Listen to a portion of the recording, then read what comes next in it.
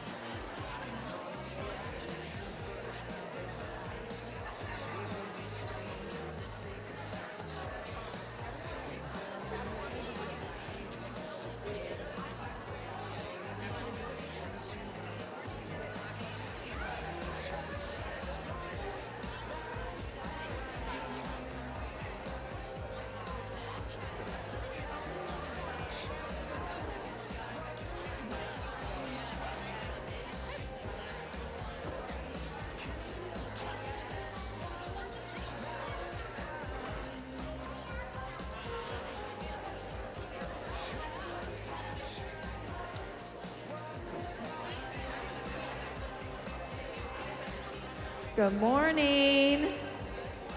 Oh no, answer back, y'all. Good morning. Yeah, y'all look amazing. Welcome to this nice summer day. So warm out there. How many of you are here for rodeo weekend? Anybody? We had so much fun. It was really a great weekend. Well, if you look today, your notes look a little bit different.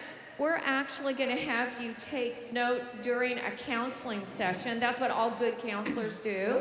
They take notes, and then they ask a lot of questions, and then they think about them afterwards and the questions they might ask the next time. So you have a sheet with a potential for taking lots of notes today, and then you're going to have lots of great discussion questions so you can talk about the counseling session that we're going to get to be part of firsthand. I need to do the bubble or something. How do you do that? Anyway, we're going to get to observe a counseling session firsthand between David, who we've been learning a lot about his life, and his personal counselor, which he has desperately needed over the course of his life. Her name is Jennifer. So without further ado, you guys welcome them to the stage. It's David and Jennifer.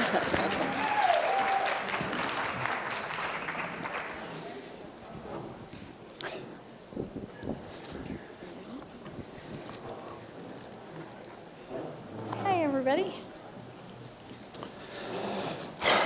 Good morning. Well, shalom. It's nice to see you, King David. It's been some time. It's good to see you as well. It's been a while. It seems like the last time that you were in, you had some situational anxiety and depression that we went over. Let's do a check-in. How are you doing? Well, it's been a minute since we last met. One of my Rosh Hashanah goals or resolutions at Rosh Hashanah is New Year's for my people. One of my Rosh Hashanah resolutions is to come in and start processing some of my stuff more with you. I'm glad you're going to do that. As far as our last session, I'm better. The anxiety, the depression has subsided some. Your coping techniques have helped. I'm journaling a lot. I brought my journal with me. Good. But I'm journaling a lot. I write, I sing, I write some more. But I feel like I need a refresher. Refreshers are great. I'm glad you're in here for that. God tells us over and over to remember and to not forget, so he clearly believes we need reminding. Why don't you tell me specifically what you're in about? My kids, my children, my adult children. You're okay. And parenting my adult children. It was so much easier when they were young, and I just feel like I have no control now. Well, it's interesting you use the word control. We'll talk about that in a minute. Why don't you tell me exactly what's going on? Well, I mean, look, I really need a breakthrough. I mean, I need a breakthrough with my kids. It's a mess, and I need a breakthrough. Okay. Breakthrough is a big word around here. Tell me what you mean by that. I'm not sure what you mean. A breakthrough. I need a breakthrough. I need, when God breaks through, I need that in my life. I mean, like Joshua and the walls of Jericho. When God brings down walls that we can't bring down ourselves, my kids are a mess, and I need God to break through and to heal my heart in this because I can't do it on my own. Well, God does specialize in breakthroughs, and I know you've had some strongholds that you've seen overcome, and your life is just a testimony to all of God's breakthroughs, but I get it, this is not about you, this is just really about your children? Yeah, I mean, the thing is, just still sticking on that breakthrough aspect, is we have seen Yahweh come through in so many ways for our people. I've seen him come through for me. But when we've tried to do things in our own strength, when I've tried to do things in my own strength, it has never worked well. And I have been parenting in my own strength, or maybe you say my own laziness, and it is not going well, and I need God to break through and heal my heart. I'm sorry, I can tell you're hurting. When our children hurt, we hurt terribly. let's talk about what a breakthrough might look like for you. I'm only really familiar with your son Solomon, and I can't imagine that he's given you any trouble, as wise as he is. Well, Solomon's a good boy. Okay. The rest of them have driven me to drink. I mean, not really, but God gave us wine to gladden the hearts of men. Yes, you I said wrote that. that. That was mine. I think some people have taken it and run with it. They have taken it and run with it. And remember, God wants us to face our problems and not avoid them, especially using alcohol to numb us. But you did say that. You're quite famous for it. Yeah. So why don't you start then for me with your oldest child and just give me some background. All right. Well, look, you better saddle your camel because there is a lot of drama in this family. I've got a lot of wives. I got a lot of children. And there is a reason I am called the warrior king, the poet king, the shepherd king, and not the husband king or the father king. So there's a mess here. And I'm going to focus on the ones that have caused me the most pain. So you asked about my oldest. That's Ahinoam. That's Amnon. That's his mother. He comes from Ahinoam of Jezreel. I don't know if you know Jezreel, her. sure. But he's always been a handful. And what happened is Amnon got an infatuation on his sister Tamar. It's half-sister Tamar and her brother Absalom come from my other wife, Maacah. Okay. Well, when we blend families, there's always challenges, but this sounds like you're talking about something a little bit more extreme. Well, yeah. Infatuation is too weak of a word. Amnon became obsessed with Tamar. I knew it. His friends knew it. Everyone knew it. He was obsessed with her, and he schemed to be alone with her. And he used me in the scheme. Whew. I'm afraid to ask. What happened when they were alone? So he pretended like he was sick, and he got me to send her to him to feed him. And it's just all so ridiculous. She got close to him, and he grabbed her, and he raped her. Oh my gosh. That is just horrific. I am so sorry and sad for your daughter. And I'm assuming Amnon is now in jail? Well, no. No? He's my son. No. He's the oldest. He's the heir to the throne. No, he's not. I was angry. But she's your daughter. How devastating for her. I know. Well, it only gets worse from there.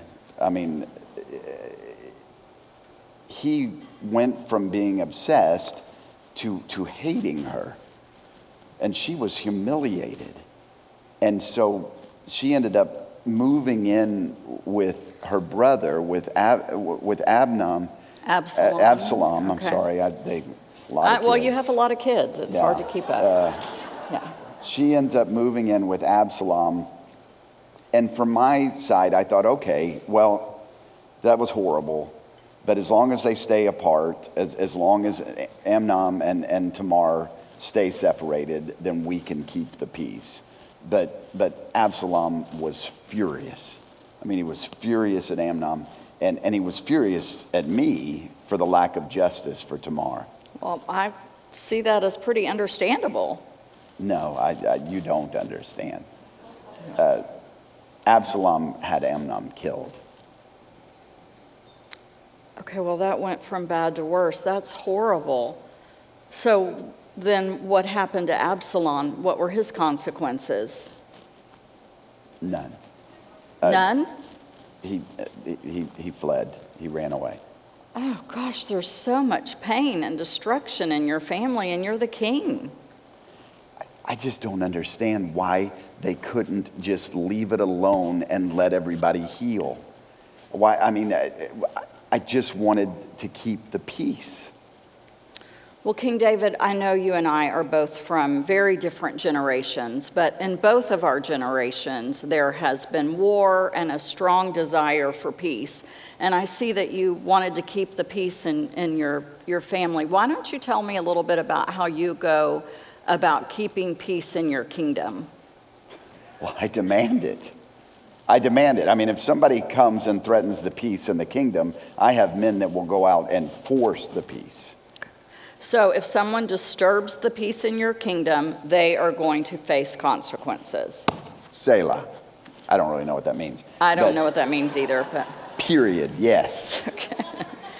Well, I want to tell you, there's a very important rabbi. He's the most important rabbi. He has actually been around forever. He came from your bloodline, but I know your paths didn't cross. He's famous for saying, "Blessed are the peacemakers." Do you know the difference between a peacemaker and a peacekeeper? Well, it sounds the same to me. Okay, well, what you do as king in your kingdom and what you did with your adult children is called peacekeeping. It's, in your words, you demand peace. You're not really interested in who's right or wrong. You just want to demand peace. So you set up a situation with your daughter, and you had her live somewhere else so she and Amnon would not cross paths.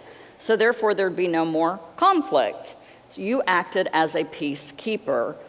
And that peacekeeper's primary function is just to make sure that there is no conflict. It's a peace at all costs. It's really a fake peace. Well, I mean, that is what I did. I wanted to keep the peace. What's wrong with that? Well, it's a false peace, a faux peace. It's just not sustainable. It is not true peace. The peacemaker, what this famous rabbi talked about, on the other hand, does the hard work and addresses the heart of the matter and what causes the conflict in the first place. In your family, that conflict was a direct result of the sin, of your son Amnon, yet he suffered no consequences. Well, he did. Well, that's not really true. He was killed for it, but Absalom did the exact same thing. He kept peace. He just killed off anyone that was causing the disturbance. Then Tamar, your beautiful daughter, she received no justice. And so you can see, of all the members of your family, no one had peace in their heart. There was no peace. It was just the appearance of peace. Well, I mean, you're right about that. No one had any peace in their hearts. I mean, Amnon was filled with hatred. Absalom was out for vengeance, and Tamar was humiliated. I really can't even imagine the pain that she must have been in. How confusing for her to be a victim of that violence and such injustice, and then to see her half-brother get away with it. I'm sure there's lots of regrets. Look, I know I messed up. I know I've made a mess of this. I have killed a bear. I have killed a lion. I have killed a giant, for goodness sake. But when it comes to my kids, I am just so weak. And what I find myself asking is, did I do this to them?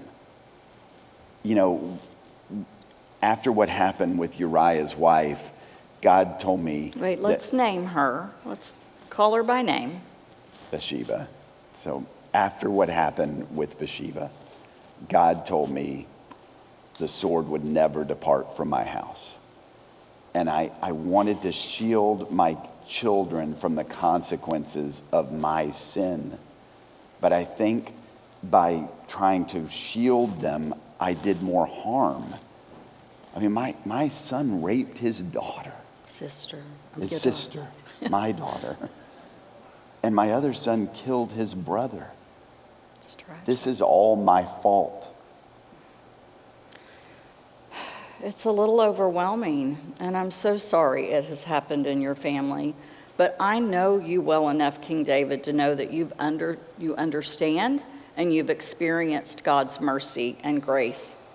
Your journal is filled with your gratitude and praise for His loving mercy and kindness. And Moses, who I know you're familiar with, tells us that children will not be put to death for the sins of their fathers, but a person shall be held accountable for their own sin. That's in Deuteronomy, and that's really important for you to understand.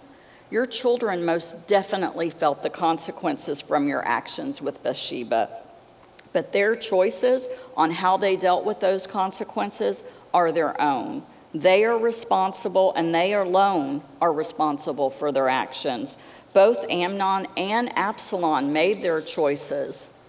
Tamar, on the other hand, is innocent, and she deserves to be protected and cared for. And I want to really encourage you as her father that it is never too late to acknowledge the pain and harm and devastation that she's endured. One of the first steps for all of us to heal is just to have the people that caused the harm to acknowledge it and recognize it and not ignore it. You see, when we try and shield our children, in this case your sons, from the consequences of their sin or their decisions or their actions, we rob them from learning from their mistakes, because no consequences has consequences. No consequences has consequences. Yes. Well, that's good. Did I say that? No, you didn't say that, but I thought maybe it was one of mine. secondly, and this is really important, God changes us in our pain and suffering. If we take away all the consequences, if we take away suffering, pain, and struggles from our children, we often interrupt what God wants to do in their lives. As wonderful as it would be, we do not change in our comfort. We change in our discomfort. We change in our pain and suffering. Think about your own life. Isn't it true that when you were in the most pain, that's the times you were closest and relied on God the most? Well, I mean, yeah, look, when Saul was hunting me and I was living in the caves, I have never been more scared. But I've also never felt closer to God. Yeah. But this is my children, and it's just such a mess, and I just want to fix it for them. I get that, and you feel like you don't have any control. And that's the thing. You don't have any control. You brought that up at the beginning of our session. So let's talk about that. When your children are small, you do control so much of their lives. You control when they eat, where they eat, what they eat, when they go to sleep, when they wake up, what they wear, or you hope to, what they wear, who their friends are, what their activities are.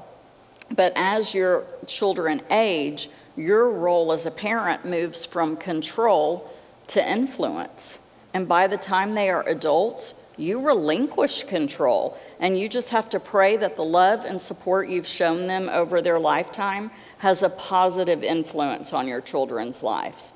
For a lot of people, giving up that control is really difficult, but you control for a very short time as a parent, but you influence their entire life, not just your life. You influence long after you've passed away. You influence your children for good or bad their entire lives. So you're right, we no longer have control. Well, so how do I fix this? I've made such a mess of this. I don't know what to do. Well, it would be wonderful if we could fix our adult children. It would be even more wonderful if they asked us before they made decisions, but that's not always the case. And the decisions they make are their decisions. The decisions that your sons made were destructive and they were horrific, but they were their decisions and you are not responsible for them. And you have to love them enough to let them suffer the consequences of their decisions. That's where God wants to move in their lives. But also, King David, this is important. Their decisions don't thwart that God still has a plan and purpose for your life. He has a purpose and works that he made for you to do, and the actions of your children don't stop that. That's why we are to care about our adult children, but not carry their burdens. We are to care, but not carry. Because ultimately, what we want is we want to teach our children to go to God to carry their burdens.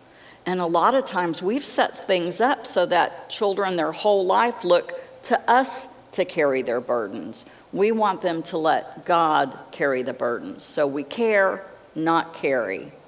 So care, not carry. Yes.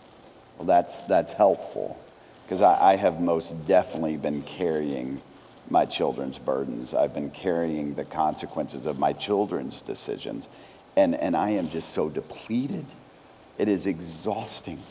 I feel like I've got nothing else to give, and I've got a kingdom to run. Yeah. Our children can deplete us. So it's up to ourselves to connect to God for our strength. So it's really important for you, King David, to make sure that you're investing in your own health, in your emotional, relational, spiritual, physical health. This counseling example might help for you. Might help you. So when you're on an airplane and you're with small children and the flight instructor comes on and instructs the parent that if there's a change in cabin pressure, the oxygen mask comes down, and the parent is to put it on their own face before they put it on their child's face. This is sometimes counterintuitive because you want to help your child. But what happens if you put it on your own face, you're fortified to then be able to take care of your child. If you put it on your child's face first, you could pass out and then you're no help to anyone. So you take care of yourself so that you're able to take care of others. Does that make sense to you? No idea what you're talking about. What is an airplane? And ox are wearing masks now?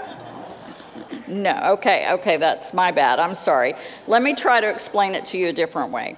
You are out in the desert with your camel. Okay. All right? You're exhausted. You are thirsty. You're at the point of dehydration, and you come across some water. Do you drink the water first, or do you give it to your camel first? Well, I drink first. I mean, it would do me no good to save my camel and I die of thirst. Also, have you ever seen what water looks like after a camel's drank from it? No, I It is nasty. I mean, those are some snotty creatures. I'm going first. Okay, all right. Well, you get my point, right? You're Yes. to take care of yourself so that you are able to take care of your camel. Yes. You're able to lead it back out.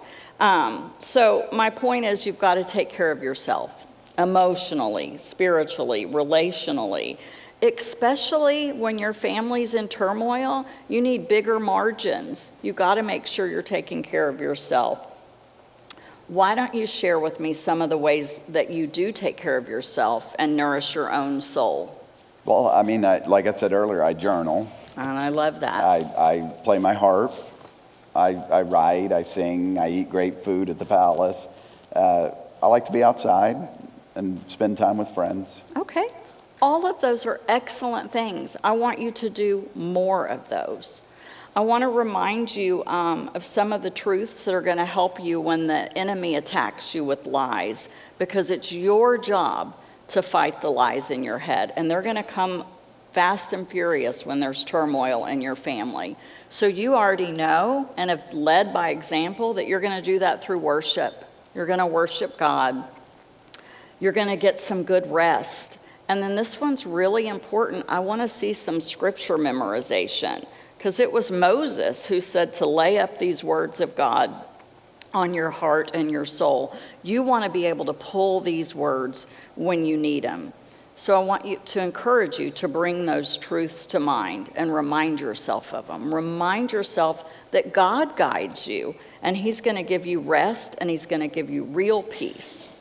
Even when you're facing your enemies, He's going to protect you, and you can be confident that He's going to provide for you in every way, and He's going to do it your whole life. I want you to remind yourself of those things.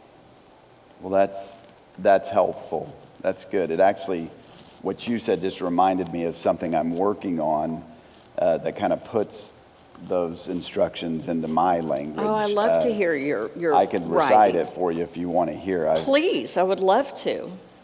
So what you're telling me is that the Lord is my shepherd and that I lack nothing. that he makes me lie down in green pastures, and he leads me beside still waters, and that he restores my soul, that he leads me on the right path for his name's sake, and that even if I walk through the valley of the shadow of death, I will fear no evil, because he is with me, that his rod and his staff, they comfort me, that he prepares a table before me in the presence of my enemies, anoints my head with oil, and that my cup overflows, and that surely his goodness and love will follow me all the days of my life, and I will dwell in the house of the Lord forever. Is that something along the Woo. lines? That was beautiful. I think you got your breakthrough. That's exactly what, that was so much more eloquent or beautiful than anything I could have ever Well, said. I am. So here's the deal. I want you to memorize that. I don't care if you have to say it 23 times. I want that to get into your heart and your soul. 23 times? 23. Say it 23 times till Okay. you've really gotten it, and know that, because what you just said, I really believe is going to go viral. I have no idea what that means either, but I'm pretty sure that one will preach. It did preach, yes. Now, this has been helpful, and I will write that down 23 times, you said. Yeah, I think that's All a right, good I'll number. get it written down 23 times. I appreciate it. This has helped. I do need to go. I don't know if you've been listening, but there's trumpet sounds outside, and I keep hearing Absalom's name being called. No idea what's happening out there, but I thank you. Yeah. Hey, can I ask one favor? Before, when you get back to the palace, will you put that, what you just told me, down in writing and email it to me? I'd love to memorize it myself. I'm going to say it 23 times till I get it. It's so beautiful. Not a clue. No idea what you're talking about. But I am going to get it written down. I think the people need to hear it, and it's brought me peace. So I will see you. And it looks like I'll see you in 2 weeks. Well, shalom, shalom. Shalom, shalom.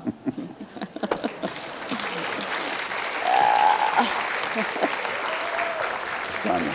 You.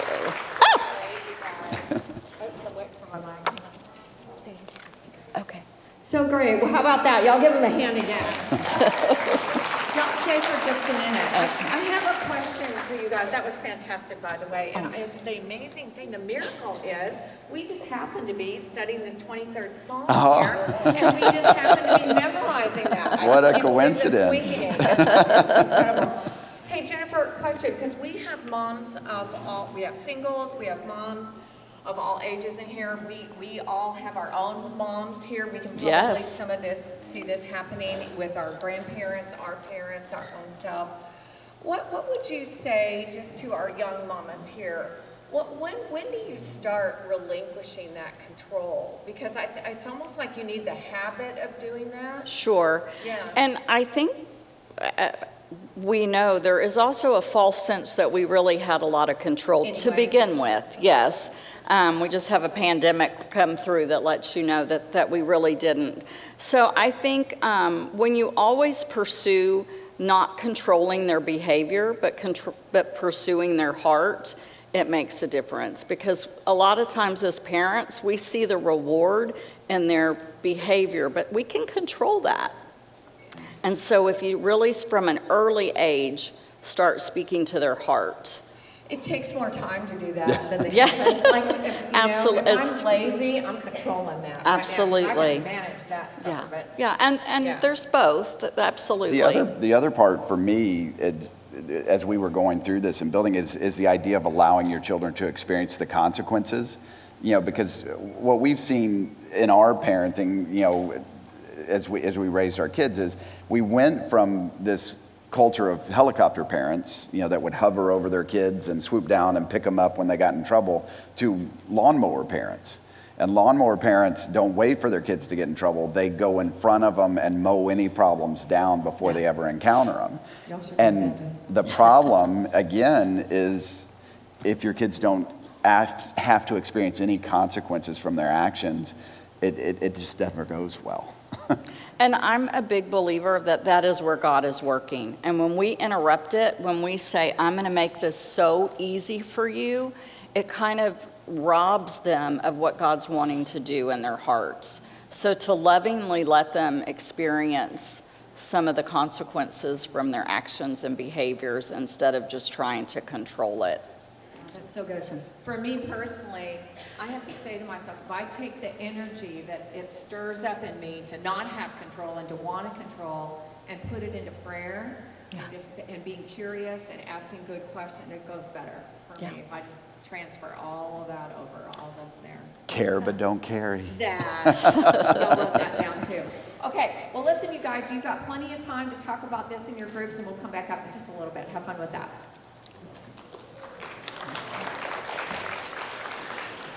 Oh my word, I forgot everything. Do you think you could come up and pray for them at the end? Sure. Yeah, I would love to. That would be, I think, a really sweet ending to it all. How long did we go? How long did we go?